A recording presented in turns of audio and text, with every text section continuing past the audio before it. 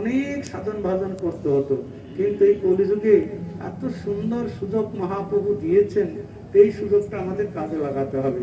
কারণ প্রহ্লাদ মহারাজ নবদা ভক্তি দিয়েছেন, শ্রবণ কীর্তন স্মরণ বন্দন দাস আত্মনিবেদন, কিন্তু শ্রী চৈতন্য মহাপ্রভু এসে অত দিলেন না, আবার কমিয়ে দিলেন।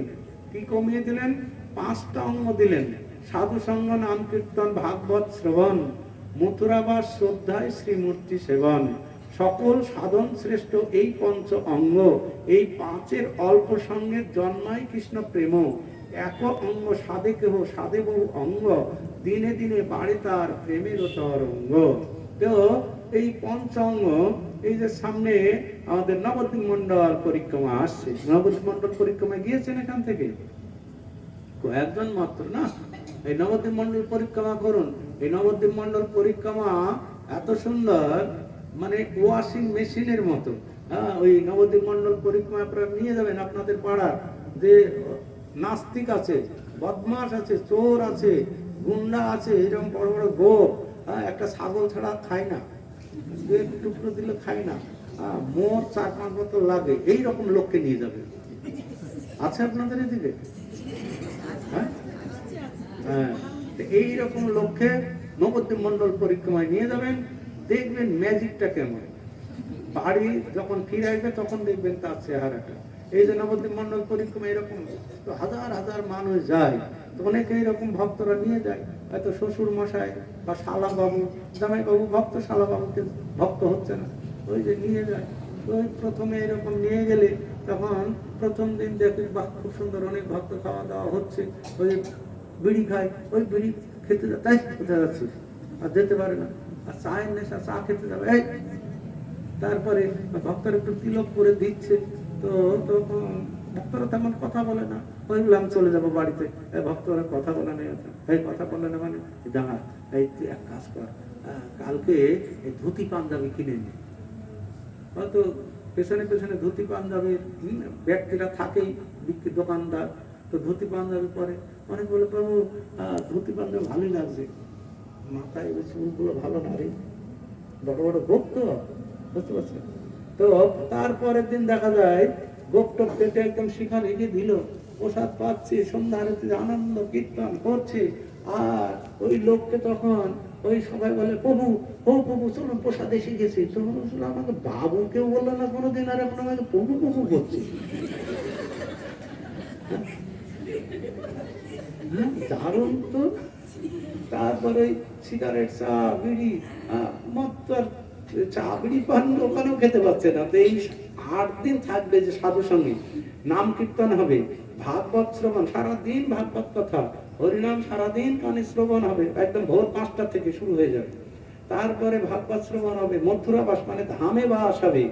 আর কি হবে না, শ্রদ্ধায় শ্রীমূর্তি সেবন, গৌর নিতাই সঙ্গেই থাকে, সবসময় দর্শন করছে, কেউ ফল দেয়, কেউ আঙুর কিনে দেয়, কত কিছু দিচ্ছে, যে সেবা হচ্ছে।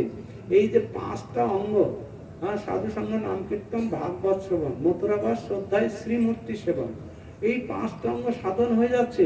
সে বাড়ি আসার সময় তখন কান্না করে, হায় হায় আমি এতদিন কিভাবে জীবন যাপন করেছি, আমি কোথায় ছিলাম আর কোথায় আসলাম, এই চিন্তা করতে থাকে। আর সে তখন বাড়িতেই আসতে চায় না, এইরকম তার মনোভাব তৈরি হয়। তা আমরা দেখুন এই যে কোথায় ছিলাম আর এখন এসেছি কোথায়, আবার কোথায় চলে যাব তার কোনো ঠিক আছে কেউ বলতে পারবেন? সেজন্য সমস্ত মহাজনগণ বলছেন, এই ভাবে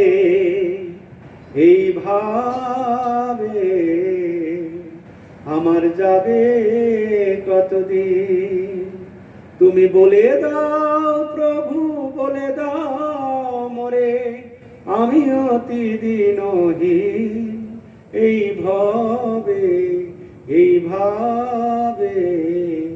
আমার যাবে কতদিন। আমি কোথায় ছিলাম, কোথায় ছিলেন কেউ বলতে পারবেন? কে বলবেন? বলতে পারবেন? এর আগে কোথায় ছিলেন? হ্যাঁ,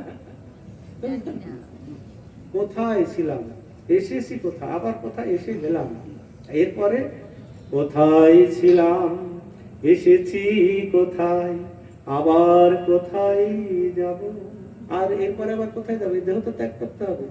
আমরা তো কেউ দেহ নয়, আমরা সবাই আত্মা। এখানে যতগুলো আমরা ভক্ত আছি ততটাই আত্মা আছে, কারোর সঙ্গে কারো কোনো সম্বন্ধ নাই। একবিক্ষে সমরুড়া নানা পক্ষী বিহঙ্গমা প্রভাতিত দিশুযান্ত্রিক আকর্ষ পরিবেদনা দূর দূরান্ত পথশ্রান্ত শীতলং সায়ং শীতলস্য পুনযান্ত্রিক আকর্ষ পরিবেদনা কস্য প্রত্যা কস্য মাতা কস্য স্ত্রী কস্য সহধর ভাই দেহে প্রাণে ন সম্বন্ধ কাকস্য পরিবেদনা। এই জগতে কারোর সঙ্গে কারোর সম্বন্ধ নেই। যার যখন সময় হবে সে তখন চলে যাবে। কারোর জন্য কেউ অপেক্ষা করবে নাকি? হ্যাঁ, কারোর জন্য কেউ অপেক্ষা করবে না, সেই দেহ ছেড়ে চলে যাবে। তা আমরা এখানে কেউ দেহ না, আমরা সবাই হচ্ছি আত্মা। বাসাংশি জীর্ণানি যথা বিহায় নবানি ভিন্নতি নিরহ পরাণি তথা শরীরানি জীর্ণান্য নান্য সংগতি নবানি দেহি। তো পুরাতন বস্ত্র হয়ে গেলে আমরা ছেড়ে দিই, ওটা দিয়ে নতুন বস্ত্র ধারণ